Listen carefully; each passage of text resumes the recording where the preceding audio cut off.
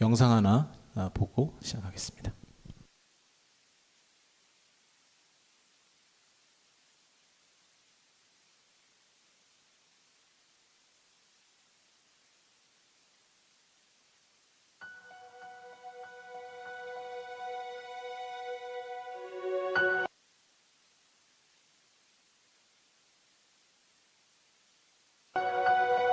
We're not talking about people who are lost and don't know the Lord. We're talking about people who are lost and don't know the Lord, and there's nobody who speaks their language that can tell them.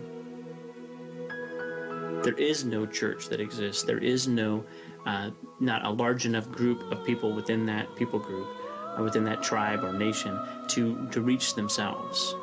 That's an unreached people group. When I'm riding through the city on my bike and I just look around me and I see mobs of people, and looking into their faces and remembering to look into their faces and thinking, is there one of these people, do one of these people know Jesus? Probably not. If what you want to do is change people's hearts and change millions of people's hearts, this isn't something that you can do in the flesh. So prayer is really the lifeblood of our work. Around the city, seeing so many students around, 11.5 million people as I commute. The whole train is filled with people, and the reality that less than 1% of them are Christian. Just that's what really breaks my heart. And seeing the need for the gospel here. The core of the gospel is life on life. It's people touching other people. And if there's anything we can do, it's to get the people that are here connected with the people that are there.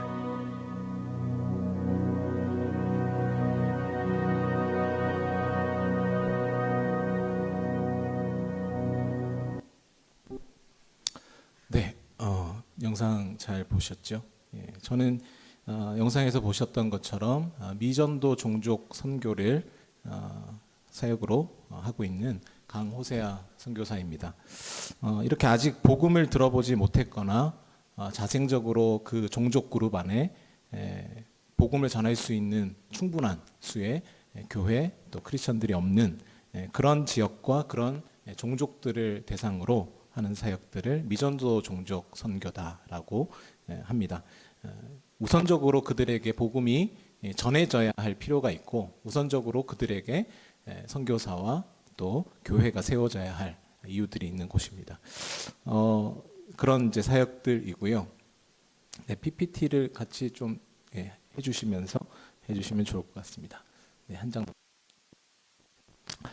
네, 제가 작년 말쯤이었는데요. 우리 이렇게 훌륭하신 우리 손성훈 목사님께 다음 교회에서 오랫동안 준비하고 기도해서 내년부터 이렇게 함께 동역할 수 있을 것 같다라는 얘기를 해주셨을 때 제 마음에 이 벅참들이 있었습니다. 단순히 어떤 뭐 후원 교회가 생긴다 이런 측면보다는 함께 신학교에서 공부했고 함께 헬라어 같이 하면서 동거동락했던 우리 형님이신데 정말 형님으로 제가 모시는 너무 사랑하는 우리 목사님이신데 그 우리 손 목사님께서 사역하신 이 교회에서 저와 함께 이 사역을 동역해 주시겠다라고 하셔서 그것만큼 이렇게 기쁘고 반갑고 벅찬 일이 없었다라는 생각들이 듭니다. 안 그래도 이제 코로나 상황이 되면서 물론 이렇게 재정적으로 힘든 부분도 있습니다만 함께 동역해 주시는 분들, 함께 사역을 이해하시고 이 미전도 종족 그리고 제가 하는 이 선교 전략 연구의 이 사역들을 함께 알고 도와주시는, 함께 기도해 주시는 분들이 많지 않거든요. 근데 이제 코로나가 되다 보니까 그런 분들이 지치시는 거죠. 그래서 교회 그리고 개인 후원자들 기도해 주시는 분들 연락이 잘 안 되는 경우들도 있고 그랬는데 이렇게 다음 교회에서 함께 해주시게 돼서 저에게도 큰 영광이고 기쁨이지만 다음 교회도 뭐 제가 하는 사역이기 때문이 아니라 하나님께서 주신 그 사명과 또 하나님이 주신 이 마음의 그 충만함들을 통해서 여러분의 이 다음 교회도 저와 함께 동역하시는 것이 큰 기쁨이 되실 거다라고 생각하게 됩니다. 믿으십니까? 아멘. 예, 착하시군요. 네, 좋습니다. 제가 더 빨리 와서 이렇게 인사를 드리려고 했는데 이참 저참 하다 보니까 뒤늦게 이렇게 오게 됐습니다. 그래도 오니까 새로운 이 예배당에서 예배하는 이 모습들을 함께 볼 수 있어서 제게 너무 큰 기쁨이고, 또 이렇게 차 타고 이렇게 딱 들어오면서 보니까 허허벌판이더라고요. 주변이 허허벌판, 아무것도 없어요. 근데 그걸 보니까 제 마음이 오히려 이렇게 뜨거움들이 있었습니다. 와서 아니나 다를까 이제 목사님하고 하다 보니까 이제 조만간 여기에 이제 아파트 단지들이 이제 성도님들이 건전지요. 네.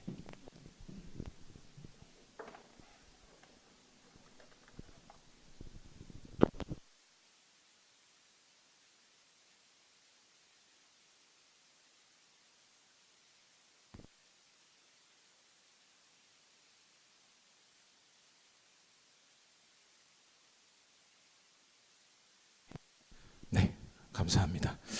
네, 이럴 수도 있죠. 예, 그렇습니다. 그래서 이 허허벌판에 보니까 더 소망이 생겼어요. 이제 이곳에 들어올 많은 분들이 이 다음 교회가 있는 이 땅으로 이제 오는구나. 그래서 이제 다음 교회가 정말 이 지역을 섬길 수 있는, 눈에 지금 보이지는 않지만 저는 눈에 보이더라고요. 예. 그런 분들이 이제 다음 교회에서 함께 말씀을 듣고 함께 예배할 수 있을 것에 대한 기대함들이 들어서 큰 소망과 마음의 벅참들이 있었습니다. 너무 감사드리고요.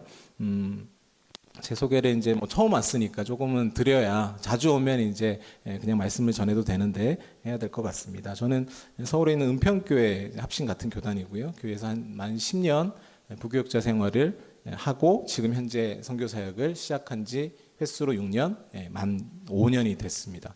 은평교회에서 제가 맡은 교구 식구가 한 1000명 남짓 됐었어요. 3000명 교회인데 교구 목사 딸랑 3명이었습니다. 네.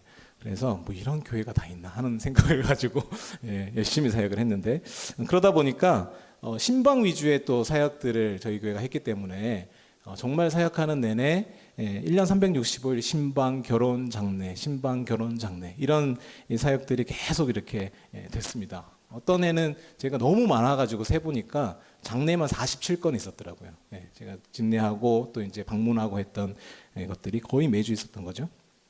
이제 그렇게 10년을 사역하다가 우여곡절 끝에 이제 교회 사역을 내려놓고 선교 사역을 시작하게 됐습니다. 그렇게 된 이유가, 왜 교회 사역 잘 하다가 갑자기 선교 사역을 하게 됐냐 이제 생각하실 수 있는데, 제가 원래 사실은 처음부터 목회를 하려고 신학을 시작했던 게 아니라 처음부터 선교를 하려고, 선교에 헌신해서 사실 뭐 신학도 안 하고 나가려고 했었는데 그러면 안 된다 그러셔갖고 신학을 하다 보니까 이제 교회 사역도 하게 되고, 교회 사역하고 나가려고 했는데 또 교회 상황이 또 좀 이렇게 어려운 상황들이 있어가지고 그 교회에서 또 계속 2번, 3번 이렇게 딜레이 되다 보니까 그렇게 10년이라는 세월이 지났습니다. 처음에 제가 선교에 헌신할 때도 사실은 제가 지금 하고 있는 선교 전략연구 사역에 헌신을 해서 선교를 하겠다라고 했었고요. 그래서 지금 이제서 제 길을 가고 있는 거다 이제 생각이 듭니다. 그러면 10년 동안 사역했던 건 뭐냐? 아니, 선교 사역하는데 10년 동안 목회의 어떤 그런 연습들과 훈련들이 뭐가 필요했겠냐라고 생각했습니다. 저도 했는데, 그게 이제 제가 현장 리서치를 위해서 현장에 나가다 보니까 그곳에서 만나는 많은 사람들, 그리고 그 만나는 분들과의 그런 만남들이 그냥 이루어지는 것이 아니고 그곳에서 이야기들을 나누고 그분에게서 어떤 정보와 그 지역에 대한 것들을 저희가 인터뷰하기 위해서는 라뽀라고 하는 친밀감이라는 게 형성이 돼야 되잖아요. 그러다 보면 그분의 삶의 이야기들을 듣게 되고, 그 자리가 어떤 경우는 정말 그분을 위해서 기도하고 말씀을 나누는 시간들이 되어버리는, 순식간에 인터뷰 자리가 신방 자리가 돼버리는 경우들도 있고, 또 사실은 우리 선교사님들이 다 이렇게 영적으로 강건하시고 다 슈퍼맨 같아 보이지만 우리 선교사님들이야말로 정말 그 영적인 공급함들이 필요하고 위로가 필요한 분들입니다. 물론 목회하신 우리 목사님들도 마찬가지지만요. 선교사님들을 만나고 하다 보면 처음에는 경계를 하세요. 또 어디 뭐 하는 사람들인데 와서 뭐 인터뷰를 하고 그러냐 이렇게 생각하시는데 한 2시간 이렇게 삶을 나누고 이야기를 나누다 보면 다 같이 붙잡고 울고 같이 기도하고 그렇게 됩니다. 그러는 시간들이 사실은 신방하는 선교사님들의 신방하는 사역과 같다라는 생각들이 많이 들었어요. 그래서 그 은혜들을 제가 누리면서 생각을 했습니다. 아, 이거 하게 하시려고 이렇게 다니면서 물론 제가 하는 사역도 중요하지만 다니는 곳곳마다 하나님의 말씀이 필요하고 위로가 필요하고 기도가 필요한 현지의 사람들 그리고 선교사님들 이분들을 신방하라고 그렇게 10년 동안 교회 사역하면서 했구나 하는 생각이 들었어요. 진짜 그렇게 사역들이 진행이 됩니다. 그러면서 그 힘들었던 이야기 하소연들 다 듣다 보면 저희가 오히려 은혜를 받고 같이 눈물로 기도하게 됩니다. 그래서 그 하나님의 시간은 절대로 헛됨이 없구나. 그냥 하나님이 시간을 투자하시는 게 아니구나 하는 생각들을 하고 있습니다. 어쨌든 저는 그래서 지금 미전도 종족 선교연대라고 하는 이 단체에서 현장 리서치 디렉터 그리고 선교 저널 카스라고 하는 홈페이지 들어가면 있는데요. 편집장을 같이 사역하고 있습니다. 사실 뭐 이렇게 거창한 이름들이지만 현장에 나가서 선교 현장 미전도 종족들이 있는 그 지역들 그리고 그 나라들 그리고 그 종족들이 있는 그 곳들을 찾아가서 그분들을 저희가 알아가는 시간들을 갖는 겁니다. 연구하고 왜냐하면 그분들은 아까도 말씀드렸던 것처럼 복음을 전할 사람들이 없어서 교회가 세워져 있지 않아서 복음을 듣지 못하는 복음을 들을 기회가 없는 분들이거든요. 그런데 미전도라고 하는 이름이 붙으면 지원하는 선교사님들도 별로 없습니다. 과거에 이제 뭐 맨땅에 헤딩하듯이 많이 여러 곳을 가셨던 분들이 있지만 최근에 선교사님들은 가게 되면 물론 그게 필요합니다. 선교 본부 차원에서도 이런 부분들을 다 케어를 하기 때문에 가서 아이들이 살 수 있는 곳 그리고 교육이 가능한 곳 이런 곳들을 알선합니다. 하지만 이 미전도 종족들이 있는 곳에서 누군가는 가야 되겠죠. 가서 복음을 전해야 되기 때문에 저희가 가는 것은 사실 말하자면 없는 길에 길 놓으러 가는 겁니다. 그래서 저희가 가서 이 지역에는 이런 종족들이 살고 있습니다. 이 종족들의 역사는 이러하고 이 종족들이 이렇게 살고 있고 이 종족들이 세계관은 이러한 세계관을 갖고 있고 뿌리 깊은 어떤 종교적인 어떤 색채든 이런 것들을 갖고 있습니다. 그래서 이곳에서 복음을 전하려면 이런 부분들을 염두에 두시고 준비하는 사역들이 필요합니다. 이런 길들을 내는 거예요. 그래서 제가 선교 헌신할 때 그래서 선교 전략 연구라고 하는 생소하기 짝이 없는 뭐 그런 게 있었어? 라고 생각할 수 있는 그 사역에 헌신하게 될 때 주셨던 말씀이 이사야 30장 말씀인데 그 말씀에 보면 위로하라는 말씀이 나오죠. 내 백성을 위로하라. 그러면서 그 위로하라는 말씀 뒤에 나오는 것이 광야에서 여호와의 길을 예비하라. 사막에서 우리 하나님의 대로를 평탄하게 하라. 골짜기마다 도두어지며 산마다 언덕마다 낮아지며 고르지 아니한 곳이 평탄하게 되며 험한 곳이 평지가 될 것이다. 이렇게 말씀합니다. 다 무슨 얘기를 하고 있습니까? 높아져 있는 땅 낮추고 낮아져 있는 땅 올리고 길 만드는 거예요. 주님이 오시고 복음이 갈 길을 미리 예비하는 그 일을 할 사람이 필요하다라는 그 부르심을 받고 나는 이거를 해야 되겠다. 생각을 했습니다. 그래서 이제 그 길을 가기 시작을 했고요. 그래서 이제 선교사님들이 없는 곳들을 찾아다닙니다. 선교사님들이 없는 곳, 선교가 정말 필요한데 선교사가 없는 곳, 그곳들을 찾아가서 여기에 교회가 세워지려면, 여기에 선교사역이 이루어지려면 이런 말하자면 전략이죠. 그런 것들을 미리 저희가 도출해내는 과정들을 합니다. 그 나라, 그 지역, 그 종족, 또 문화, 종교, 역사, 사회, 정치 이루 말할 것 없이 그 지역에 대해서 송두리째 다 씹어먹을 정도로 공부를 해야 뭐 답이 나오죠. 공부하고 정리하는 것만이 문제가 아니고 물론 그것도 도움이 될 수 있지만 저희가 하는 주된 것은 그 지역에 그렇게 이해하고 나니까 이 지역의 복음이 왜 안전해졌는지를 보게 되는 거죠. 복음이 왜 안전해지고 있고 교회가 왜 안 세워져 있고 선교사님들이 왜 이곳에 사역하기가 어려운지 그런 것들을 살핍니다. 그리고 그것과 함께 이 지역은 이런 기회가 있겠구나. 이런 사역들이 가능하겠구나. 이런 것들을 포착하고 그것을 정리해서 나가실 분들, 선교사님들과 선교단체 함께 공유하고 교회들과 함께 설득하고 그렇게 합니다. 그래서 실제로 선교지를 이 지역으로 나가려고 했다가 저희의 어떤 자료들과 도전을 듣고 선교지를 바꾼 분들도 더러 있습니다. 그래서 저희 리서치를 통해서 저희 교단 선교부는 이렇게 선교지 추천들을 어느 지역을 지금 가야 되는지에 대한 부분들을 같이 컨설팅하고 하기도 합니다. 제가 늘 기도 편지 말미에 중간중간에 이제 보시게 될 텐데 써놓은 구절이 있어요. 여러분의 동력이 선교의 방향을 바꿀 수 있습니다. 예. 저희가 하는 사역이 그렇다라는 거죠.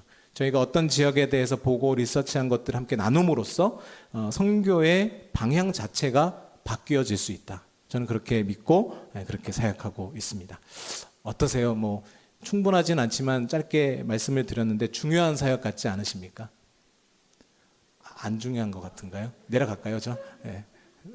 중요한 사역입니다. 저는 뭐 제가 하고 있기 때문에 그렇게 말씀드리는 것이 아니라 선교지 이제 뒤에 계속 말씀을 드리겠습니다만 선교지에 이런 정보와 전략이 부재하기 때문에 중복 투자되는 것들이 너무나도 많고요. 예, 그리고 그런 것과 함께 정말 있어야 될 곳인데 알려져 있지 않아서 사역이 이루어지지 않는 것도 너무나도 많습니다. 예, 그런 것들을 저희가 캐곡해서 찾아내가지고 공유를 하기 때문에 이제 저희가 사역이 진행되면 진행될수록 그런 것들이 하나둘 또 여러분들이 함께 기도해 주시고 동력해 주시면 동력해 주실수록 그런 것들이 하나둘 사라지고 곳곳마다 오늘 찬양에도 나왔었죠. 예배하는 자가 없는 곳에 예배하는 사람들이 생겨나고 찬양하는 이들이 없는 곳에 찬양의 울림들이 울려나는 그러한 일들이 있게 될 줄로 믿습니다. 아멘. 그렇습니다. 그래서 저희는 한 지역에서 이제 오래 이렇게 있으면 좋겠지만, 물론 이제 저희가 한번 들어가면 한두 달 정도 이렇게 체류하면서 그 땅을 이렇게 팝니다. 말 그대로. 문화를 파고, 역사를 파고 이렇게 하는데, 그 과정들을 저희가 하기 위해서는 여러 번 왔다 갔다 해야 되겠죠. 그러다 보니까 비용이 많이 듭니다. 비용이 많이 들죠. 그래서 고비용 사역이다. 이렇게 얘기를 합니다. 그런데 상당히 저효율이에요. 직접 발품을 팔고 돌아다녀야 하나라도 건질 수 있고, 아까도 말씀드렸던 것처럼 현지인이든 선교사님이든 만나서 한두 시간 정도는 시간을 보내야 겨우 저희가 얻고자 하는 하나의 얘기 들을 수 있거든요. 그러니까 엄청나게 저효율이에요. 고비용이고 저효율이니까 정말 이렇게 쓸데없는 일 같죠. 세상적으로 보면. 그러나 아까도 말씀드렸던 것처럼 고가치다. 이것은 고비용 저효율이지만 고가치의 사역이기 때문에 하나님 나라 가운데서는 너무나도 고가치의 사역이다. 저는 그렇게 믿고 자부심을 갖고 사역합니다. 제가 사역을 시작하면서 보니까 이런 저평가 우량주가 있나 하는 생각이 들었어요. 요즘에 성도님들 많이 주식들 하시잖아요. 예, 많이들 세상 사람도 많이 하고 거기에서 무조건 사야 되는 게 뭐죠? 저평가 우량주. 무조건 사야 되는, 쓸어 담아야 된다 그러더라고요. 그런 사역이 이 사역이다. 저는 그렇게 생각하고 사역하고 있습니다. 그래서 영끌이라도 해서 함께 동력해야 될 사역에 여러분이 지금 참여하고 계신다. 믿으십니까? 아멘. 예, 감사합니다. 예, 소개는 뭐 대충 이렇게 한 것 같고요. 네, 뭐 좀 한 번씩 넘겨주실까요? 지금 시간이 이건 그거고요. 예, 저희 사역이 이렇게 진행을 하고 있습니다. 저희 정체성과 사역의 UPMA라는 말 자체가 미전도 종족 선교 연대라는 이름을 갖고 있고요. 예, 저희는 도시와 사람들, 미전도 종족이라고 하면 이렇게 오지 상간마을을 생각하기 쉽죠. 일반적으로 그렇습니다. 미전도 종족 사역한다 그러면 온통 이렇게 상간 벽지를 다니면서 이렇게 사역하겠구나 생각하는데, 물론 거기도 갑니다. 하지만 저희는 도시에 포커스를 맞추고 사역합니다. 왜냐하면 전 세계가 지금 66%가 도시화되어 있습니다. 그리고 모든 그 상간 벽지에 있는 그런 미전도 종족들이 다 어디에 있어요? 도시에 다 나와 있습니다. 뭐 때문에요? 돈 벌려고, 살려고. 그래서 모자이크처럼 도시가 구성이 되어 있기 때문에 그곳에 훨씬 선교적인 기회들이 많이 있습니다. 그래서 그 원거주지에서 도시로 나온 그런 미전도 종족들을 타겟으로 연구하고 교회가 세워지면 그들을 통해서 원거주지로 원래 자기 고향으로 돌아가서 선교하고 복음 전하는 일들이 가능해지죠. 그것이 사실은 우리나라에도 똑같은 일이 벌어지고 있습니다. 미전도 종족 지역에서 온, 미전도 종족 나라에서 온 그런 이주민 노동자들과 결혼 이주민들과 유학생들, 이렇게 한국에 많이 들어와 있죠. 그 이야기도 잠깐 할 텐데 요 주변에도 많이 있습니다. 여러분 얼마나 있는지 잘 모르시죠? 그것도 좀 말씀을 드릴게요. 그런 사역들을 저희가 하고 있습니다. 넘어갈게요. 이 부분들은 넘어가고요. 네, 넘어가겠습니다. 네, 넘어가겠습니다. 예, 저희는 12권역, 미전도 종족 전반개척 권역이라고 해서 전 세계를 12개 권역으로 나누어서 그 권역별로 타겟으로 사역들을 하고 있습니다. 제가 이 단체에 허입되기 전에 이미 서남아시아, 북아프리카 요 지역들에 대한 리서치는 끝났고, 제가 들어가서 막 시작했던 것들이 저기 맨 아래 아니고요. 어디 있죠? 네, 저기 왼쪽 두 번째에 있는 두 번째 줄에 왼쪽 두 번째 인도차이나 반도 권역 이 지역에 대한 리서치를 4년간 진행하면서 결과물들을 냈습니다. 예, 넘어가겠습니다. 다 저 지역들을 다 돌아봐야 됩니다. 예, 요거는 이제 조금 이따 다루도록 하겠습니다. 소개와 저희 사역에 대한 어떤 부분들은 좀 진행을 했고요. 오늘 말씀에 대한 부분들을 좀 나누면서 또 그 뒤에 이야기들을 또 진행을 하겠습니다. 오늘 앞서 읽었던 이 본문은 너무나도 잘 아는 본문입니다. 유명한 본문이죠. 탕자 비유의 마지막 단락에 나오는 본문입니다. 탕자 비유는 그 붙여진 제목에서 여러분 다 아시는 것처럼 탕자를 중심으로 이해를 하는 것이, 해석하는 것이 일반적이죠. 집 떠난 탕자를 끝까지 기다리신 아버지의 사랑, 그리고 돌아왔을 때 너무나도 너른 마음으로 안아주셨던, 품어주셨던 그 아버지의 사랑, 그런 관계로 대부분 이해를 하고 탕자 같은 나를 품어주신 하나님께 감사한다, 그 사랑에 감사한다, 이런 해석들이 가능합니다. 그런데 사실은 오늘 우리가 읽었던 이 마지막 큰아들이 나오는 부분이 없었다면 그대로 그렇게 이해해도 무방합니다. 그런데 이 큰아들이 이 본문 말미에 등장하고 있을 뿐만 아니라 그것도 마지막 결론에서 아주 의미심장하게 이야기가 되고는 뚝 끝나버립니다. 이야기가. 그렇기 때문에 사실은 문학적으로 봐도 이 이야기는 탕자보다 큰아들의 초점을 맞춰서 이해하는 것이 정상적이다, 이렇게 생각이 되는 것이죠. 이 큰아들이 해석의 키를 갖고 있다는 겁니다. 이 큰아들을 어떻게 보아야 할 것인가. 이 큰아들이 잘못하고 있는 것 같기는 한데 도대체 콕 집어서 무엇이 잘못된 것인가. 그리고 예수님은 이 큰아들에 대해서 무엇을 말씀하시려고 이 본문을 우리에게 주고 계시는가 하는 것이 관건인 거죠. 성경은 성경으로 해석해야 한다라고 하는 개혁주의 성경 해석학의 대원칙이 있습니다. 친절하시게도 예수님께서는 이 본문 앞에, 이 비유 앞에 두 가지의 비유를 또 먼저 말씀하신 거죠. 그것을 통해서 이해하라고 주신 겁니다. 누가복음 15장은 모두가 잘 아시는 세 가지의 비유가 등장합니다. 맨 마지막에 이제 탕자의 비유였고, 그 앞에 있는 것들이 잃은 양, 그리고 또 뭐죠? 잃은 드라크마, 동전에 대한 비유. 이게 해서 세 가지의 비유가 같은 정황 속에서 예수님의 한 설교 안에 들어가 있다, 이렇게 보시면 될 것 같아요. 그래서 그 연결되어지는 논리적인 구조를 생각하시면 될 것 같습니다. 같은 정황이라고 하는 것은 1, 2절에 나옵니다. 1, 2절에 보면 모든 세리 죄인들이 말씀을 들으러 나오고 있는 장면이 묘사가 되고 있어요. 이 동네에 많은, 모든이라고 되어 있으니까 수많은 그 지역에 있는 거의 모든 세리와 죄인들이 예수님 말씀 듣겠다고 나오는 거죠. 그런데 2절에 딱 넘어가서 누가 등장합니까? 바리새인과 서기관들이 수군거리는 모습이 등장합니다.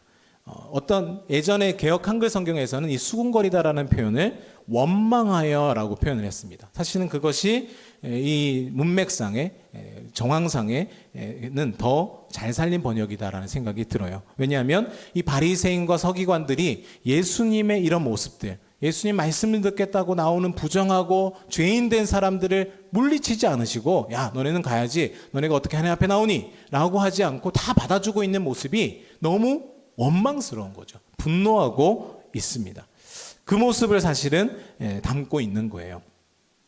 그런데 이 두 비유가 같은 비유로 나옵니다. 뒤에 나오는 잃은 양의 비유와 드라크마 비유가 이 정황 속에서 등장하면서 같은 구조와 같은 표현으로 설명이 되고 있다는 거에 주목을 할 필요가 있어요.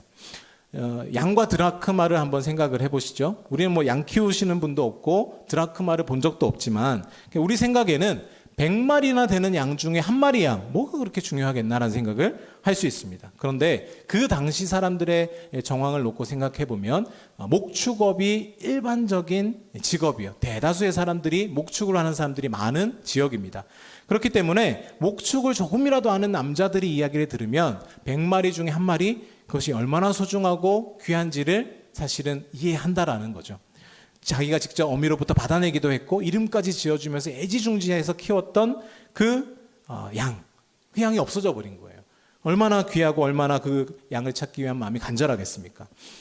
그리고 10드라크마 중에 1드라크마라고 하는 것도 우리는 이해하기가 좀 어렵지만 이 10드라크마라고 하는 것이 그 당시 결혼 풍습에서는 우리의 결혼 예물과 같은 어떤 그런 용도로 사용되어졌던 거라고 주석에 보면 되어 있습니다.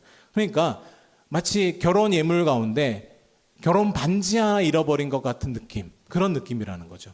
그 자리에 앉아있는 여성분들이라면 다 아이고 어쩌나 하는 마음들이 다 들었을 거라는 거예요. 한번 생각해 보십시오. 여기도 여성분들이 계시는데 결혼 예물로 받았던 그 다이아 반지 그거 잃어버렸다고 생각해 보십시오. 얼마나 그 아까운 마음도 있죠. 그리고 남편으로부터 받았던 소중한 선물 그걸 잃어버렸을 때 얼마나 간절한 마음이 들겠습니까? 그런 관점에서 두 가지 이 비유를 제시하고 계신다라는 겁니다. 그래서 이 귀하고 특별하고 소중한 대상을 잃어버렸다라고 하면 이것을 찾는 마음이라고 하는 것이 뭐 있으면 있고 없으면 없지 이렇게 하고 말 수 있는 그런 마음일까? 그게 아니라는 걸 본문에서 반복적으로 말씀하고 있는 대목이 나오는데 그것이 찾을 때까지 찾는다라는 이야기입니다. 찾을 때까지 찾지 아니하겠느냐라는 이 말씀을 반복해서 말씀하고 계세요. 사실 이 말은 찾을 때까지 절대로 포기 안 할 거야 라는 마음입니다. 반드시 찾아내고야 말겠다 라는 마음으로 이거를 찾는다라는 거죠. 그만큼의 간절함과 절박함을 가진 그런 표현들입니다. 그러니 당시 사람들이 들으면서 그렇지 당연히 저렇게 해야지. 아니 양을 잃어버렸는데 당연히 찾을 때까지 찾는 거지. 어떻게 포기를 해. 결혼 반지를 잃어버렸는데 어떻게 그것을 내가 포기할 수 있겠어. 이런 마음들이 당연히 든다라는 거죠. 이 경남 이 사투리로 아이고 웃자노 하는 마음이 드는 거죠. 쯧쯧쯧 하면서 그 여성분들이 다 동의를 했을 거라는 겁니다. 그리고 그것을 찾았을 때의 기쁨이라는 것은 혼자 기쁘고 많은 것이 아니라 온 마을 사람, 온 집안 사람들이 다 불러서 함께 그 기쁨을 나눌 정도의 기쁨이다라는 거예요. 뭐 다 아시는 내용들이니까 본문을 따로 읽지는 않았습니다만 이러한 구조를 가지고 있습니다. 자, 어떤 사람이 이렇게 양 또는 동전을 잃어버렸다. 공식처럼 우리가 한번 생각을 해볼게요. 잠깐만요. 이 PPT에 제가 적어놓은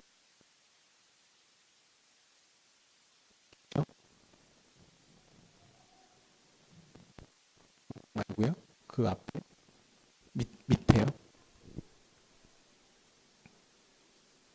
이게 없나 보네요. 죄송합니다. 제가 그거를 제가 설명을 그냥 드릴게요. 어떤 사람이 양 또는 동전과 같은 귀한 것을 잃어버렸다라고 하는 공식이 하나 나오고요. 또 하나가 그 주인이 그것을 찾을 때까지 찾았다라고 하는 두 번째 요소가 하나 나오고요. 그 다음에 그것을 결국 되찾았다. 그리고 마지막에 큰 기쁨을 함께 나누었다라고 하는 네 가지 이 요소를 한번 기억하고 계셔 보십시다. 대략 이런 구조로 공식처럼 이렇게 제시를 하신 거예요. 그리고 나서 세 번째 비유로 예수님이 넘어가시는데 요거를 머릿속에 놓고 한번 생각해 보시면 좋을 것 같습니다. 세 번째 비유는 언뜻 보기에는 비슷합니다. 여기에도 그 요소들이 다 등장하는 것 같아요. 보시면 두 아들이 있습니다. 그런데 이참 저참해서 이 두 아들 중에 한 아들, 둘째 놈이 자기 몫의 재산을 챙겨가지고 집을 나가버렸습니다. 나갔기 때문에 아버지 입장에서는 잃은 아들이라고 볼 수 있겠죠. 잃은 대상이 존재합니다. 그리고 이 둘째가 잘 살았으면 좋겠는데 허랑방탕하다가 쫄딱 망하고 고생하다가 견디다 못해 아버지께로 다시 돌아왔습니다. 되찾은 거죠. 되찾았다는 요소가 함께 등장합니다. 그리고 나서 그 아버지가 그 아들을 맞이해서 잔치를 베풀며 기쁨을 함께 나누었습니다. 크게 기뻤다는 거죠. 네 번째 마지막 요소까지 포함이 됩니다. 자, 그러면 이게 세 번째 비유의 골자, 핵심 골자인데 이렇게 생각해보고 나니까 아까 네 가지를 말씀을 드렸었죠. 그 가운데에서 뭐가 하나 빠져 있습니다. 뭐가 빠져 있을까요, 여러분? 뭐가 빠져 있습니까? 네, 뭐라고 하시는 것 같아요. 뭐가 빠져 있습니까? 찾는 과정이 없습니다. 찾을 때까지 찾지 아니하겠느냐? 이 서리법, 옛날에 문학 시간에 다 배우셨잖아요. 서리법은 강조, 당연한 것을 강조할 때 말하는 겁니다. 예수님이 이렇게 하는 게 당연하지 않겠니라고 하실 정도의 중요한 내용인데 이 세 번째 비유에는 등장하지 않습니다. 자, 왜 예수님께서는 이 세 번째 비유에서는 이 부분을 뺀 이야기를 등장시키고 계시는 걸까요? 뒤에 보면 결국은 그 답은 뒤에 우리가 읽었던 큰아들에 대한 이야기에서 답을 찾을 수가 있습니다. 찾을 때까지 찾았어야 되는 대상이 누군가, 그 사람이 누군가 하는 것들을 보여주는 거죠. 자, 왜 세 번째 비유에는 이 찾기까지 찾는 과정이 없었을까? 바로 그 큰아들에 대한 이야기가 뒤에 나오면서 핵심적인 예수님의 진짜 의도, 이 말씀을 주시는 의도가 드러납니다. 일반적으로 유대 사회에서 한 집안의 장자라고 하면 우리나라도 마찬가지입니다만 매우 특별하고 중요한 위치를 가지죠.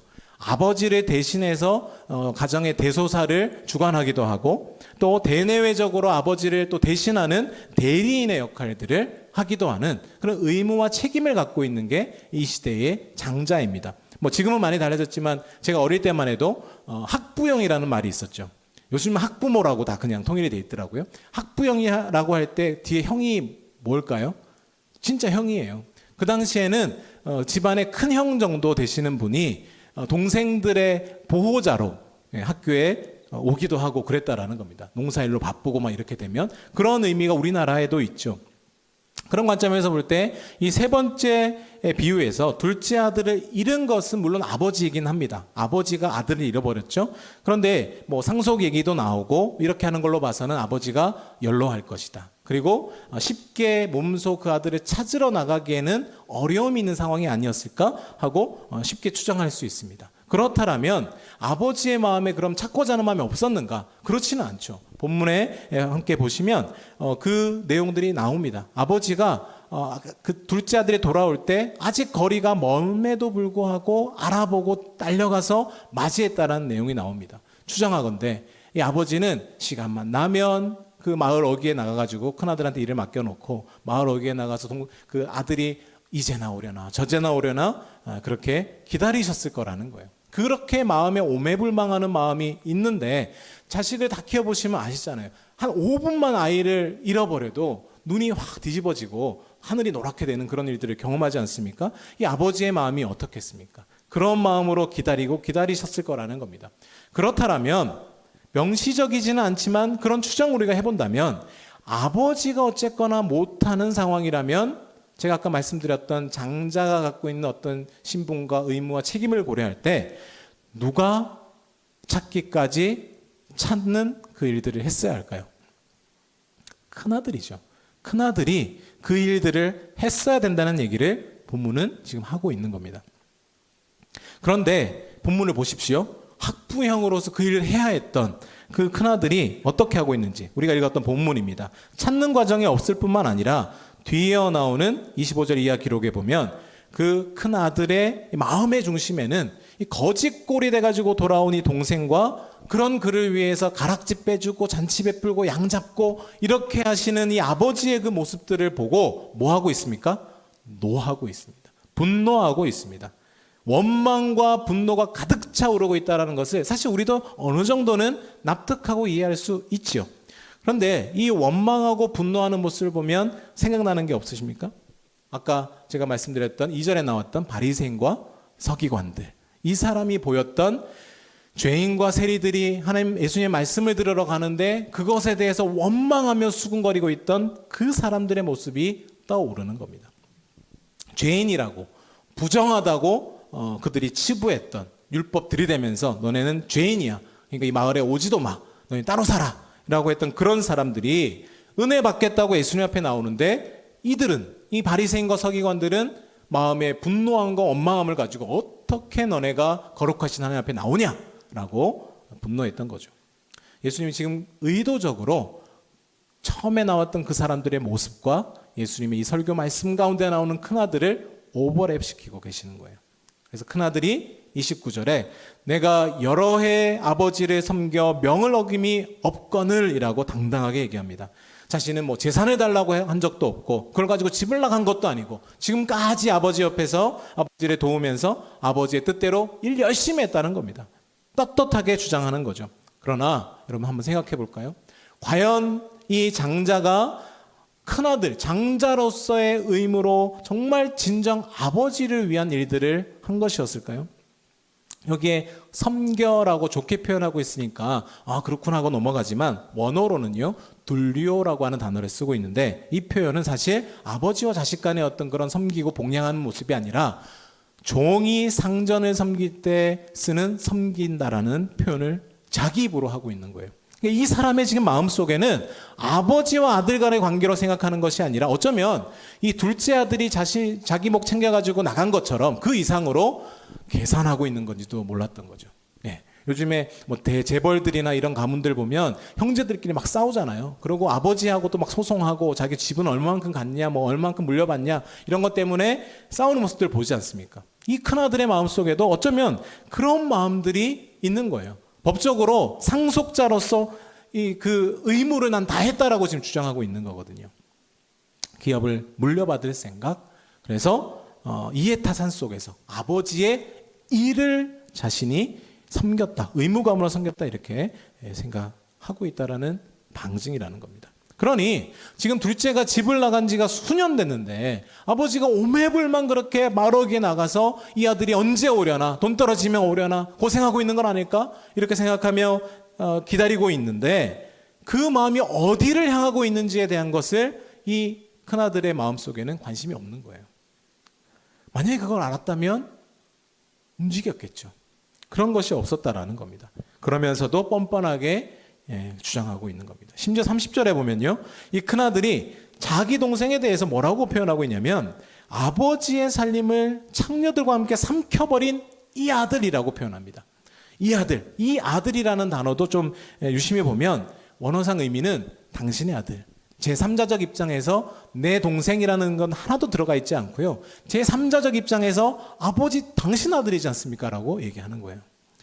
그런 표현을 갖고 있습니다. 이게 누구예요 사실은? 자기 동생 아닙니까? 자기 동생임에도 불구하고 자기 동생이라는 생각이 눈꼽만큼도 없는 겁니다. 아버지뿐만 아니라 사실 자기 자신에게도 동생으로, 형으로서의 의무가 있음에도 불구하고 그런 것들을 상관없다 생각하는 겁니다. 게다가 그 앞에 아버지의 살림을 창녀들과 함께 삼켜버린이라고 자기 입으로 내뱉어 버렸는데 그 얘기는 동생이 지금 어디 가서 뭐하고 있다 정도 알고 있다라는 거예요. 이 형은 어쩌면 동생이 정말 돌아올 이 상황들을 염두에 두고 있었는지도 모르겠습니다. 돌아와서 다시 내 몫을 좀 가져가면 어떡하지? 이렇게 되면 어떡하지? 아버지의 성정을 봤을 때는 분명히 저러고도 남을 뿐인데 그럼 내가 어떻게 되는 거지? 이런 자기 지분과 자기 지위에 대한 걱정을 가지고 동생이 어떻게 하고 있는지 추적하고 생각했을 것 같다라는 생각이 드는 거죠. 이미 알고 있었던 거예요. 그런 상황들을. 그럼에도 불구하고 아버지의 원대로 그 동생을 찾아 나서지 않았다. 아버지가 지금 어떤 마음이실지는 그에겐 전혀 조금도 중요한 것이 아니었습니다. 그는 오로지 내가 이 가업을 어떻게 물려받지, 아버지 돌아가시면 내가 이걸 어떻게 꾸려나가지, 계속 불려나가야 되겠다, 이를 열심히 종같이 의무감으로 그렇게 했던 거예요. 저놈은, 이 동생이란 놈은 아버지를 떠나고 배신하고 허랑방당 지 마음대로 살았지 않나, 더럽고 부정한 그 삶들을 살았지 않나, 나는 다르다 원망하고 분노하고 있는 겁니다. 그러나 오늘 본문 32절에 보면요, 아버지는 이렇게 말씀하시죠. 이 내 동생은 이라고 말씀하십니다. 다시 너의 동생이라고 교정해 주시는, 정정해 주시는 거예요. 무엇입니까? 네게도 책임이 있다.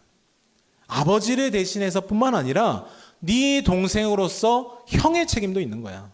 이 말씀을 하시는 거죠. 사실 뭐 대놓고 명시적으로 말씀은 안 하시지만 그보다 더 훨씬 엄중하게 이 말씀을 통해서 너 그러면 안 돼, 그거 아니야 라고 말씀하시는 거죠. 먼저 큰아들은 사실은 아버지의 이 애절한 이 자식에 대한 마음을 헤아렸어야 됩니다. 아들이라면. 그런 아버지를 위해서 그 아버지의 그 마음으로 자기 동생을 찾아 나섰어야 하는 거죠. 대충 찾다가 그냥 흉내만 내다 오는 게 아니라 찾을 때까지 찾아다녔어야 했다라는 겁니다. 앞선 두 비유에서 전제하듯이 그렇게 하는 것, 찾아내기까지 찾아다녔어야 했고, 찾을 때까지 부지런히 찾았어야 할 책임이 이 큰아들, 이 형에게 있었던 겁니다. 이 말씀은 당시 말씀의 정황 속에서 큰아들과 같이 분노하고 원망하고 있는 바리새인과 서기관들을 향한 질타의 말씀이기도 합니다. 하지만 또 한편으로는 그들만이 아니라 오늘 우리 교회를 향해서 하나님이 부여하신 진정한 사명이 무엇이냐, 교회에 교회되게 하는 본질이 무엇이냐 하는 것들을 상기시켜 주시는 말씀이기도 하다는 거죠. 교회가 하나님의 뜻을 따라 해야 할 여러 가지 사명들이 있겠습니다만 어쩌면 그 상당수 대부분의 일들을 이 큰아들이 다 열심히 하고 있었는지도 모르겠습니다. 그런데 그것뿐만이 아니라 그에 앞서는 최우선적으로 해야 되는 일, 그것이 아버지의 마음을 알아서 아버지의 마음이 향하고 있는 곳을 향해서 아버지의 잃어버린 그 아들을 되찾기 위해서 찾을 때까지 찾는 그 수고, 그 헌신들이 필요했다라는 거죠. 그런데 이 일에는 반드시 이러한 수고와 그리고 헌신이 필요하기 때문에 계산하기 좋아하는 큰아들은 하지 않은 겁니다. 저는 이 찾아내기까지 찾는다라고 하는 이 구절에서 제가 지금 하고 있는 선교 현장 리서치 사역의 근거를 발견하게 됩니다. 여기 찾는다라고 되어 있는 이 단어가 영어 성경, 다수의 영어 성경에 보면 search라고 하는 단어를 쓰고 있어요. search, 찾는다라는 뜻이죠. 그래서 찾을 때까지 찾는다라는 것은 어떤 의미일까요? 반복해서 계속해서 찾는다, 이런 의미가 들어가죠. 영어 단어에 보면 쉬운 겁니다.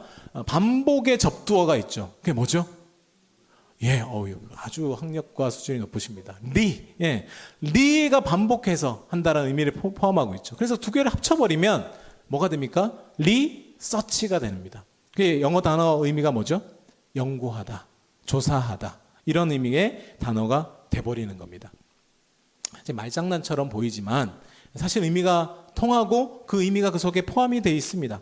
사실 리서치라고 하는 이 단어가 나오게 된 배경도 그런 의미죠. 어떤 하나의 사물과 어떠한 사실을 계속해서 반복해서 찾고 진리를 찾고 사실을 찾고 하는 과정들을 통해서 리서치라고 하는 단어가 나온 거예요.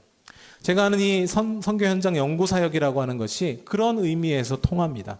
리서치 사역이란 뭐냐? 아까도 제가 설명을 드렸는데 미전도 종족들에게 복음이 전해지기 위해서는 먼저 그 사람들이 누구인지를 알아야 됩니다. 미전도 종족이라고 명명되어 있는 전 세계 17,000여 개 종족 가운데 6,000여 개 남아있는 종족들이 아직 있거든요. 근데 제가 30년 전에 선교에 헌신할 때도 6,000여 개였는데 지금도 6,000여 개예요. 30년 동안 뭐 했나 몰라요.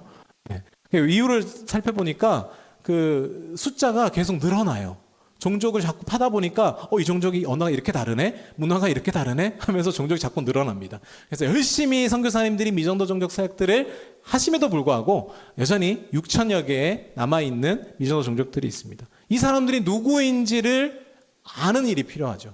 그리고 알면 이 사람들에게 복음을 전하기 위해서 어떻게 사는지를 알아야 됩니다.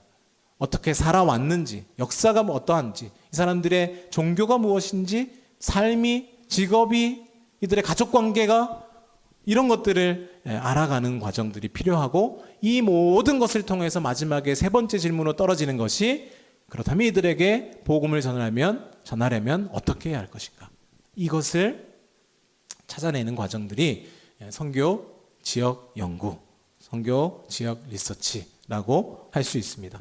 저는 이 사역의 과정이 하나님의 잃어버림 바 된 그 영혼들을 찾아내기까지 찾는 그 가장 첨단에 있는, 가장 선두에 서 있는 과정이라고 생각이 들어요.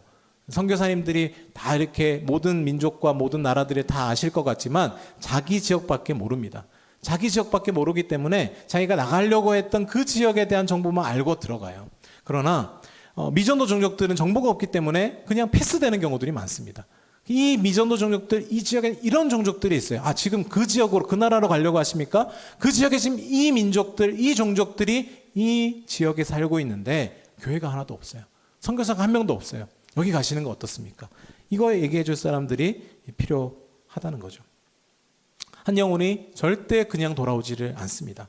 한 나라와 민족은 그저 쉽게 하나님의 백성으로 돌아온 일이 없습니다. 그 앞에 가로막고 있는 온갖 우상과 죄된 문화와 그리고 그들이 살아왔던 역사적인 그 오래된 경관진들이 인간의 욕망들이 다 뒤섞여 있기 때문에 이것들을 하나하나 실타래 풀듯이 풀어나가는 과정들이 없이는 그들이 진정 복음을 받아들이기가 어렵습니다. 저희가 이제 2016년부터 19년까지 4년에 걸쳐서 태국 중심의 이제 인도 차이나 반도 권역의 지역들 리서치를 했습니다. 그 PPT에 하나 보면서 그 앞에 지도를 먼저 하나 보여주시죠. 예, 태국 지도입니다. 이렇게 요즘에 유행하는 그 토마호크 아시나요? 고기? 예, 토마호크처럼 생겨서 손잡이 딱 있고 먹기 좋게 딱 되어 있습니다. 태국이 크게 4개 영역 그 지역으로 이렇게 나뉘는데 저희가 1차, 2차, 3차, 4차에 걸쳐서 7번 들어가서 리서치 사역을 하고 나오고 들어가고 나오고 이런 사역들을 했습니다. 북부 쪽으로 이제 미얀마 국경 지역, 그래서 미얀마 샨족 지역까지 들어가서 사역을 하고요. 그리고 태국 동북부 이산 이 지역을 또 가서 라오스 지역들을 쭉 이렇게 하고요. 태국 남부 지역 해서 말레이시아 국경까지 이렇게 하면서 저희가 주로 하는 사역들이 이렇게 국경을 넘나드는 사역들을 합니다. 그래서 선을 넘는 자들 요즘에 뭐 그런 거 있잖아요. 그런 사역들을 하는데 이렇게 저희가 사역을 진행을 했고 다음 보여주시죠. 뭐 길게 설명하기 어려우니까요. 숫자로 한번 정리를 해봤습니다. 저희가 하는 일들이 이런 거다. 숫자로 정리를 해보니까 대상 국가가 4개, 저희 멤버가 4명 들어갔죠. 그리고 렌트 차량이 5개 뭐 이렇게 됩니다. 리서치 횟수는 7번, 숙소를 35개 숙소를 저희가 다 체크인 아웃을 했더라고요. 그리고 대상 도시가 44개 도시를 돌았습니다. 뭐 도시라고 하기보다는 짱화시라고 해서 태국은 도 개념의 지역이 있습니다. 그 지역들을 돌고 라오스, 미얀마, 캄보디아도 이렇게 다녔습니다. 인터뷰를 74명 정도를 했더라고요. 한국인 39명, 선교사님들이죠. 현지인 35명 이렇게 했고 체류 기간 전체를 다 해보니까 129일, 사실 좀 더 있는데 그거는 그 부가적으로 했던 것들이라서 숫자를 뺐는데 그렇습니다. 총 식사 수도 계산을 해봤더니 387끼니를 먹었더라고요. 그리고 평균 한 끼 식비 대부분 이거 얘기하면 다들 놀래십니다. 안 놀래시네요. 다들 이 정도 가격으로 다 드시나 보죠. 태국 가서 2,135원. 거의 서민들 식사 수준으로, 왜냐하면 아까 말씀드렸잖아요. 고비용 사역이기 때문에 최대한 먹고 자는 거에서 아껴야 돼요. 그래서 2,135원 총 다 해보니까 이 정도 가격. 정말 이렇게 저 기간을 돌 수 있는 거는 기적과 같습니다. 이동거리 중간에 저희가 사실은 다 발품 걸어서 대중교통 이용하고 다니다가 제가 이제 합류하면서 렌트해서 다니기 시작했어요. 그게 훨씬 효율적일 것 같아서. 그래서 이제 이동거리가 거의 10,000km 정도 이렇게 늘어났고요. 평균 숙박비에서도 놀라셔야 돼요. 17,363원. 요 가격으로 저희가 다녔어요. 다닐 수 있습니다. 언제 뭐 태국 가실 일 있으시면 저한테 요청을 하시면 쫙 짜드리겠습니다. 그렇게 다녔어요. 17,000원짜리 그래도 꽤 따뜻한 물 나오고 저희 기준은 따뜻한 물이 나오냐 벌레가 없냐 요거거든요. 요거 다 만족하는 숙소들이었습니다. 저희가 다니면서 주로 하는 일이 인터뷰도 하지만 영상 자료들이 또 필요하기 때문에 저렇게 많이 찍었고요. 걸음을 그렇게 차를 했는데도 평균 이렇게 일평균 한 18,000보 정도를 걸었더라고요. 그래서 그런 식으로 저희가 인도 차이나 반도 태국을 중심으로 다니면서 리서치를 한 것이 다음 장에 보시면 정리가 돼서 나온 게 이 책입니다. 저희가 이제 임팩이라고 하는 그 종족과 도시선교 연구소라는 이름으로도 이제 저희가 책을 내는데 그 지역에 대한 연구 선교 현장 리서치에 대한 책들을 작년에 저희가 발간을 했고요. 한 600페이지 정도 되기 때문에 도와준다 생각하시고 사서 보실 생각은 안 하셔도 됩니다. 거의 불가능합니다. 저희도 뭐 만들긴 했지만 지금 다시 펼쳐보지는 않아요. 그러나 이제 그거를 위해서 성도님들을 위해서 이제 인도 차이나 반도 권역을 위한 기도라고 해서 얇게 요 리서치한 자료들을 바탕으로 해서 기도 제목들을 만든 그런 기도 제목입니다. 뭐 꼭 사실하는 얘기는 아닙니다. 이렇게 저희가 생산물들이 나온다라는 것들을 말씀을 드리는 거고요. 이 지역들에 저희가 리서치를 했는데 저희가 4년간 이렇게 하면서 태국을 한번 생각을 해봤어요. 태국을 왜 중심으로 하냐면 인도 차이나 반도 여러분 동남아로 그냥 통칭하잖아요. 말레이시아, 인도네시아까지 다 해가지고 동남아시아인데 완전히 구분이 돼요. 인도 차이나 반도라고 하는 것은 중국과 인도 사이에 있기 때문에 인도 차이나 반도고 그 아래 이제 아까 보셨던 그 손잡이 같은 쪽 밑으로 내려가면 말레이시아로 내려갑니다. 그 지역은 무슬림 지역입니다. 완전히 그래서 말레이시아와 그리고 인도네시아 그리고 브루나이 요 세 개를 묶어서 동남아 무슬림 권역이라고 제가 분류를 하고, 요 지역은 불교권 나라들이에요. 완전히 소승 불교권 나라들인데, 이 지역을 제가 리서치를 한 이유는 태국이 이 권역의 중심 국가입니다. 제일 잘 사는 나라고, 모든 물자들이 태국을 중심으로 들어와서 다 미얀마, 라오스로 흩어져요. 그러니까 제조업이 가능한 나라가 거의 유일하게 태국이라고 볼 수 있습니다. 그래서 태국 우습게 하러 갔는데 태국 엄청 좋아요. 그리고 발전이 되어 있습니다. 그 지역에서. 베트남도 요즘에 뜨는 지역이긴 하지만 베트남보다 훨씬 잘 사는 나라가 태국이고, 그렇기 때문에 물류가 모이고, 물류가 모이면 사람이 모이고, 심지어는 미얀마, 캄보디아, 라오스에 우리나라 이주민 노동자 들어오듯이 많이 들어와서 일을 합니다. 그래서 그 지역을 우리가 중심으로 보는 것이 이 지역에 대한 전략을 보는 것에 도움이 되겠다 해서 봤는데, 태국이 기독교 역사가 200년 가까이 되거든요. 우리보다 길어요. 그런데 태국 나라 자체가 미전도 국가입니다. 아직 2% 미만이거든요. 물론 군데군데 한 10% 이상 되는 지역도 있지만 그 지역들을 제외하고는 태국은 여전히 미전도 국가, 미전도 지역이고, 특히나 이 타이족, 주류 민족인 타이족은 1%도 안 됩니다. 왜 그런가를 이제 저희가 본 거죠. 왜 이 지역은 선교 역사가 200년이나 되고 한국 선교사도 50년대부터 들어갔으니까, 중국 다음으로 제일 먼저 들어간 땅이 태국이거든요. 그런데도 불구하고 70년 정도 세월이 지났는데 왜 아직 이렇게 되고 있을까? 그것들을 봤더니 첫 번째는 강력한 불교 문화권이다라는 이유가 하나 있습니다. 벌써 우리가 기독교가 들어가기 이전부터 2000년 넘는 기간 동안 뿌리 박혀 내려오고 있는 불교 문화권이라는 특징들을 갖고 있어요. 이미 종교라는 특징에서 같은 의미를 갖고 있는 불교라는 종교가 그 사람들의 마음을 위로하고 보듬어주고 그들의 내세를 책임져주고 태어나는 것들을 다 책임져주는 그 모든 것들을 감당하는 종교 불교가 이 땅에 존재하고 있다는 거예요. 대체할 이유가 없는 거죠, 사실은. 그렇기 때문에 강력한 하나의 이유가 되는 것이고, 두 번째는 이 지역이 다 독재 권력이 다 장악을 하고 있습니다. 최근에 태국에서도 뭐 손가락 세게 이렇게 하면서 시위가 많이 있었고, 미얀마에서도 유혈 사태들이 있고 했지 않습니까? 쿠데타가 일어나고, 그 지역은 엄청나게 독재 국가의 그 카르텔이 확실하게 구축이 되어 있는 지역들이에요. 그래서 뭐 시간 관계상 다 설명 못 드리겠지만 이게 절대로 벗어날 수 없도록 사회 구조적으로, 정치적으로, 경제적으로 다 짜여져 있습니다. 그렇기 때문에 이들이 불교와 결탁을 하고 있기 때문에 기독교 선교가 이루어지기는 매우 어렵습니다. 정책적으로. 그러다 보니까 선교사님들이 태국에는 많이 있어요. 캄보디아에도 많이 있고 들어갈 수 있습니다. 사역할 수 있습니다. 그런데 울타리를 하나 쳐놨어요. 정책적으로. 우리 주민족인 타이족, 미얀마는 버마족, 라오스는 라오룸족, 그리고 캄보디아는 좀 상황이 다릅니다만 이런 크메르족, 이런 사람들에 대해서는, 주종족에 대해서는 본격적인 사역을 못하게 틀을 만들어놨어요. 그래서 여기는 소수종족들이 많기 때문에 이 소수종족들 사역만 해도 사역이 가능합니다. 선교사님들이. 그래서 가보니까 그런 사역들이 주류 사역을 이루고 있는 거죠. 근데 대다수 사람들은, 주류 민족은 못 건드리는 거예요. 그러다 보니까 한계가 생기는 거예요. 선교사님들이 그 스스로 그 한계 안에서 벗어나지를 못하십니다. 선교관 자체가.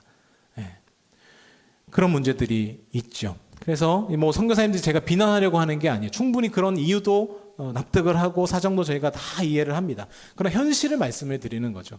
태국 북부의 치앙마이 중심으로는 과거에 100년 전부터 미국 교회들이 선교를 했기 때문에 이 지역들은 복음화가 이루어져 있습니다. 10%. 그리고 방콕도 그렇습니다.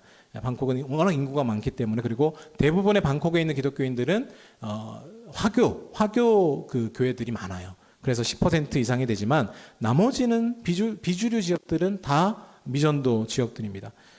태국의 선교사님들이 1000명 정도 들어와 계시는데 1000명 중에 방콕에 500명, 그리고 치앙마이에 300명, 나머지 200명이거든요. 나머지 200명이 지도에서 아까 보셨던 동북부 이산이라고 했던 그 지역이 인구가 2,300만인데 그 지역에 150명 정도, 80가정 정도밖에 안 들어가 있습니다. 그리고 그 2,300만이에요, 인구가. 그리고 남부 지역, 밑에 손잡이 같은 지역, 900만, 이제 1000만 가까이 되는 지역인데 선교사가 50명 정도, 27가정밖에 저희가 나올 때만 기준으로 했을 때 밖에 없어요. 그러니까 도시마다 선교사가 없고 교회가 없는 곳들이 많죠. 현지 교회도 있기는 합니다만 선교사들이 해야 될 역할들이 있는데 그 역할들을 하기에는 너무나도 턱없이 부족한 지역입니다. 근데 이건 태국만의 문제가 아니라 라오스, 캄보디아, 그리고 미얀마 다 똑같아요. 도시 수도 중심으로 선교사들이 많이 몰려 있고 정말 선교사가 필요한 지역들에는 사실은 선교사가 없습니다. 그래서 그런 것들을 제가 아까 말씀드렸던 그런 이유들 안에서 다람쥐 쳇바퀴 돌듯이 이렇게 울타리 쳐져 있는 사역들은 열심히 하시지만 그 외의 것들에 대해서는 관심을 가질 생각들을 사실은 못하고 계시는 형편들이 많습니다. 이런 것들을 현실을 알려야 되는 거죠. 그래서 후발주자로 선교사님들이 가신다라고 하실 때는 방향을 잡아드릴 수가 있는 것이고 교회들이 선교사 파송을 하려고 할 때 그 지역, 그 정보에 대한 것들을 알고 있다면 어디로 가려고 하느냐? 태국으로. 그럼 태국 어디로 가려고 하는데? 일단 방콕에 가서 언어하고 가지 말고 여기 지역 가면 언어할 수 있는 곳이 있대. 그쪽으로 가. 그렇게 이제 해줘야 되는 거죠, 사실은. 충분히 태국 남부나 동북부에도 생존할 수 있는 환경들이 조성이 되어 있습니다. 학교도, 로컬 학교도 있고 국제학교도 좋은 학교들이 저렴하게 다닐 수 있는 학교들이 있고요. 그리고 기독교 유산들이 있기 때문에 그곳에서 사역할 수 있는 그런 여건들이 준비가 되어 있는 곳들이 꽤 있어요. 그래서 그런 지역들로 선교사님들이 갈 수 있죠. 이 과정이 없으면 저 나머지 지역들에 있는 분들은 계속해서 소외될 수밖에 없습니다. 저희 가서 하는 일이 결국 찾고 찾는 일이라고 했지 않습니까? 어디에 가면 누가 있는데 거기에는 이런 사역 가능해. 여기는 갔더니 유치원도 있고 학교도 있고 병원도 있고 마트도 있어. 선교사님들이 한국 문화에 익숙한 한국 선교사 가정들이 자녀들이 여기는 지낼 수 있겠는데 그 지역이 하나의 그 지역의 거점 도시가 되는 거죠. 그런 것들을 파악해서 알려드리는 그 사역들을 했습니다. 네, 시간이 많이 가버려 가지고요. 그렇게 하고 있고요. 그래서 말씀을 좀 이제 맺으려고 하는데 그 다음에 있는 거 하나만 보여주시죠. 네, 그 다음 거. 네. 여기가 보니까 창원시 진해구더라고요. 이거 제가 왜 가져왔냐면 우리 이 지역에도 들어와 있는 선교의 기회들이 있습니다. 지금 최근에 한국교회에 이슈가 되고 있는 코로나가 터지면서 이슈가 되고 있는 것 중에 하나가 이주민 선교거든요. 이주민 선교. 코로나 직전에 저희가 리서치를 했을 때 제가 2021년 작년에 이제 코로나 때문에 현장 나갈 수가 없기 때문에 한 해 동안 이주민 사역 리서치를 했습니다. 하면서 우리나라의 코로나 이전 2019년 기준으로 250만이 들어와 있고 우리나라 인구의 5%. 근데 이제 코로나 되면서 뭐 불법 체류자도 좀 많이 나가고 이렇게 하면서 200만 정도 있거든요. 있고 그러면 한 4% 정도는 되는 거죠. 근데 저희가 리서치를 하면서 예측했던 것들은 2030년이 되면 이 이주민 인구가 500만이 될 거다라고 예측을 저희만 하는 게 아니라 대부분의 이주민 사역자들이 그렇게 하고 있어요. 왜냐하면 한국 안에 니즈가 차고 넘칩니다. 외국인 노동자들, 뭐 여기도 이제 창원도 그 기계공업단지가 있고 그렇지 않습니까? 제조업이나 이런 공장지대에는 한국 사람들이 들어가서 숙련된 기술자가 아닌 다음에는 대부분의 인건비 때문에 이주민 노동자들을 사용을 합니다. 그리고 시골 가도 농사 짓는데도 한국의 노동자들이 없기 때문에 대부분이 필리핀, 인도네시아 이런 데서 오신 노동자들이 다 일을 해요. 우리나라 산업이 돌아가기 위해서 필요한 노동력의 니즈를 파악해 보니까 그 정도가 나오는 거예요. 그래서 500만 정도는 이주민들이 어디예요? 태국이나 뭐 미얀마나 라오스나 인도네시아 이런 데서 오는 사람들입니다. 이런 분들이 와서 일을 해줘야 우리 산업이 돌아가는 거고 심지어 기사들에 보면 코로나 때문에 다 막아놓으니까 제발 좀 일할 사람들 좀 들여보내달라고 그 협회들에서 정부에다가 건의를 하고 그러더라고요. 최소한 코로나가 터졌지만 30년까지 300만 이상은 충분히 돌파를 합니다. 이제 문이 열리기 시작했죠. 막 들어오기 시작합니다.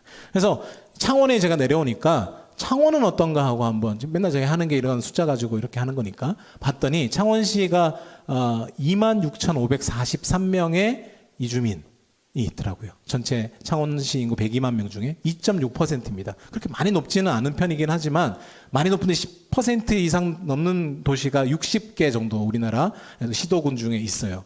근데 2.6%면 그렇게 높지는 않지만 진해구는 6,152명이더라고요. 3.2%, 19만 명 중에 상당히 그래도 높은 수치입니다. 창원시 내에서 이 지역이 이주민 숫자가 가장 많아요.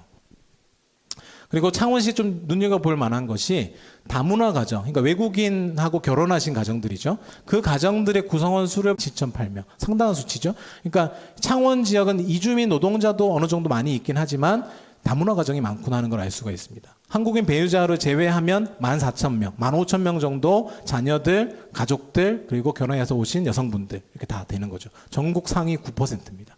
전국의 시도군 다 통틀어가지고 창원시가 다문화 가정이 아홉 번째 된다라는 거예요. 그리고 진해구의 외국인 주민들 따져봤을 때 동남아 국적자들이 그래도 가장 많은 수치 2,000여 명 정도, 베트남이 한 1,000여 명 정도 되더라고요. 베트남이 많다라는 얘기는 사실은 저희가 이제 리서치를 하면서 알게 된 사항이 베트남 결혼 이주자들이 많습니다. 그러니까 베트남 여기 한국인 배우자들을 제외한 이 숫자 안에 베트남 배우자들이 포함이 되는 거죠. 이거를 왜 보여드리냐면 우리가 찾기까지 찾아야 되는 대상 해외에만 있지 않다라는 겁니다. 이제는 이 사람이 다 들어오고 있어요. 그러니까 이게 어쩌면 이 오늘 본문에 그 동생이 힘들어갖고 못 살겠다 해가지고 돌아오는 것과 같이 우리가 사역을 더 열심히 해야 되는데 충분하지 않으니까 아까 말씀드린 것처럼 미전도 지역에 선교사 나가야 되는데 안 나가고 있으니까 가는 데만 계속 집중되고 있으니까 다 지금 들어오시는 분들이 대부분 80~90%가 미전도 지역에서 오시는 분들이에요. 이분들이 한국에 들어와서 일합니다. 일하고 가족도 없고 외롭죠. 예, 그 누가 친구가 되어 주어야겠습니까? 그 사람들이 찾아가서 당신 누굽니까? 어떻게 살아왔습니까? 당신 복음을 들어야 될 텐데 어떻게 하면 복음을 받아들일래요? 이거 해야 될 사람들이 누굴까요? 교회라는 거죠. 지역교회. 네, 뭐 교회 다니면서 이런 얘기하면 좀 부담스러워들 하시더라고요. 우리 교회 아직 이주민 사역은 이렇게 생각하실 수도 있는데 뭐 당장 뭐 어떻게 변화가 있을 길을 기대하면서 한다기보다는 이제 보이실 거예요. 예, 주변에 외국인들이 계속 보일 겁니다. 그분들이 보이는데 대부분의 교회들은 저 사람들은 우리 사역의 대상이 아니야라고 생각해 왔어요. 교회들이. 그러나 보이면 그분들에게도 따뜻하게 대해주고 차도 한 잔 대접하고 와서 같이 식사도 합시다 하고 대해주는 그런 교회의 모습들이 우리 한국 교회에 있어야 되지 않겠는가 생각이 들어서 좀 말씀을 드립니다. 과거에는 특별한 분들이 헌신해서 했던 사역이지만 이제 500만 되면요 인구의 10%거든요. 500만. 그때 되면 기독교 인구가 몇 명 될 거라고 예측을 하냐면 550만 얘기를 해요. 어쩌면 기독교 인구보다 많아질지도 모르겠습니다. 그러면 이분들이 저는 그렇게 생각해요. 저희는 이런 사역을 하면서 이런 블루오션을 찾아다니는데 블루오션입니다. 한국교회 안의 이주민 사역은 블루오션. 아직 이제 수요가 엄청나게 늘어날 거기 때문에 모든 교회가 달려들어도 모자랄 수 있습니다. 그래서 이주민 교회들을 세워주고 우리 교회 안으로 받아들이기도 해야 되겠지만 결혼 이주민 가족들은 우리 교회를 받아들일 수 있을 것 같아요. 한국어가 많이 되니까. 그러나 언어가 잘 되지 않으면 그들의 예배가 드려질 수 있도록 교회를 세워주는 일들. 그래서 저희는 바라보기는 2030년 이후에는 한국 교회와 그리고 이주민 교회가 함께 동등한 위치에서 미전도 종족 선교들을 감당할 날이 오지 않겠는가. 한국 안에 있는 이주민 교회들이. 미주에 있는 미국에 있는 한국 한인 교회들이 미국 교회들보다 선교 더 많이 하잖아요. 그런 것처럼 그렇습니다. 정말 이제 말씀을 좀 맺을게요. 저는 오늘 이 말씀을 통해서 그리고 저희의 하고 있는 이 사역들을 통해서 이 사역은 고비용이지만 너무나도 가치가 있는 일이기 때문에 누군가는 해야 된다. 누군가는 해야 되고 그 수가 많지 않더라도 많은 교회들이 함께 기도하고 관심을 가지면서 도대체 우리가 찾을 때까지 찾아야 될 그 영혼들이 어디에 누구인가 하는 것들을 함께 관심을 가지고 사역해야 될 필요를 많이 느낍니다. 교회가 많이 교세가 약해진다고들 하죠. 그러나 다음 교회를 와보니까 그것도 다 딴 데 얘기인 것 같아요. 부흥하는 모습, 역동적인 모습, 찬양을 드리는데 제가 첫 찬양에서부터 완전히 이렇게 두 손 두 발 다 들게 됐어요. 말씀과 맞추어서 찬양을 준비해 주셨는데 너무 제 마음 가운데 은혜가 돼서 너무나도 쉽게 이렇게 말씀을 전할 수 있게 됐습니다. 그런 영적인 흐름이 있는 교회, 부흥할 수 있는 교회, 이런 교회가 참 쉽지 않은데, 그러나 대부분의 한국 교회들은 많이 지금 약해져 가고 있는 게 사실입니다. 그걸 선교를 하고 있는 제 입장에서는 피부로 느끼죠. 그러나 저는 그렇게 생각해요. 교세가 약해진다고 해서 사명이 변하는가? 교회가 약해진다고 해서 우리에게 주신 사명이 약해지는가? 저는 절대 아니라고 생각합니다. 변함없습니다. 변함없이 오늘 이 말씀 가운데 우리에게 찾을 때까지 그 영혼 찾으라 말씀하시는 주님의 음성이, 주님의 그 사명이 한국교회 가운데에는 여전히 존재한다. 착시현상이에요. 착시현상. 약해지니까 우리의 사명도 약해질 것 같다라는, 그렇지 않습니다. 다음 교회와 같은 이렇게 성장하고 부흥하는 영적인 흐름이 있는 이 교회들이 그 일들을 감당하고, 기존에 있는 교회들도 아니구나, 우리의 사명은 여전하구나 라는 생각을 가지고 함께 그 영혼들을 찾는, 복음이 없는 곳, 예배가 없는 곳에 달려가는 그러한 일들이 있으시기를 주님의 이름으로 축원합니다.